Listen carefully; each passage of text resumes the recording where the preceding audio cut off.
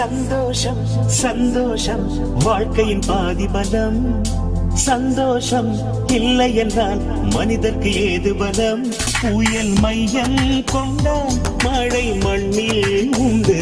எந்த தீமைக்குள்ளும் சிறு நன்மை உண்டு. ஓ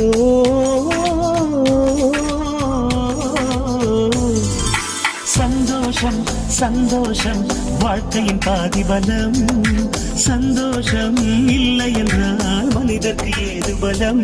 புயல் மையம் கொண்டால் மழை மண்ணில் உண்டு.